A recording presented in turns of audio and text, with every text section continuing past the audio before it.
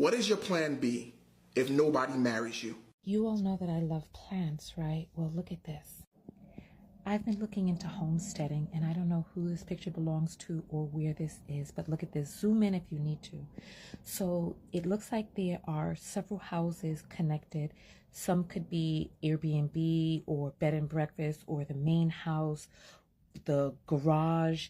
There's a lake over here with a greenhouse, and look, there's raised beds. This over here could be some sort of chicken coop or something like that. There may even be some barns or some silos for grains or any number of things. Listen to how the question is posed: if nobody marries you, as if marriage isn't a situation that two people enter into that makes sense for both of them. And speaking of making sense, look at that property. Zoom in if you needed to. The possibilities are endless, and the best part is that you don't have to consider anybody else's wants, needs, priorities, goals. It's nice if people are aligned. However, partnering up with a person who has a drastically different dream and goal than you are can severely hamper how you want to live. To me, that's the dream. Think about it. I mean, look at that property.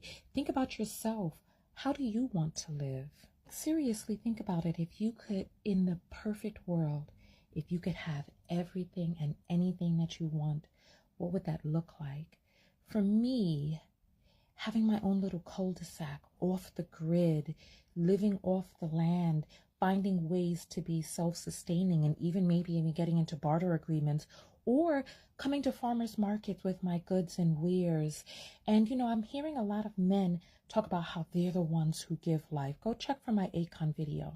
I've heard other men since then come out and say that. But the thing about it is, every human child needs a body in which to incubate. And we as women, keepers of the womb, we have that within us.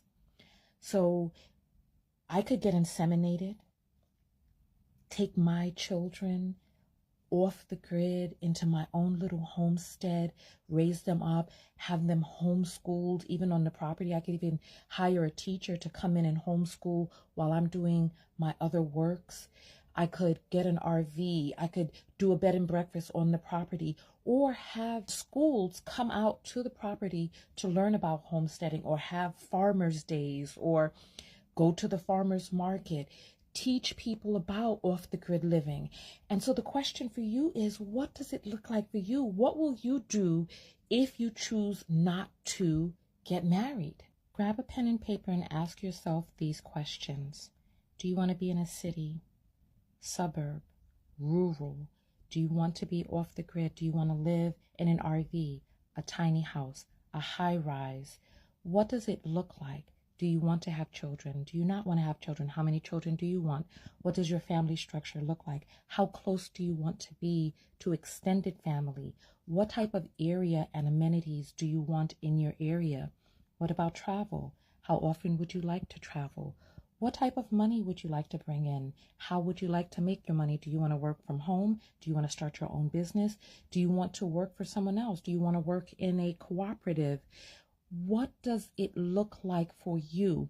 And I think for too long, we haven't been asking women what we want. Far too many men see marriage as the ultimate goal for women. And a lot of women think that way too. And not many people have considered that women have our own life paths. What is it that's in your path? What do you want? What does that look like? Is it one partner? Is it monogamous? Is it polyamorous? Is it partnering with a man? Is it partnering with a woman? Is it being on your own? Like, the time has come here in this year, 2024, especially with the 4B movement and men responding with the 4G movement and all of this other stuff going on out there. The time is now to ask yourself, what do you really want?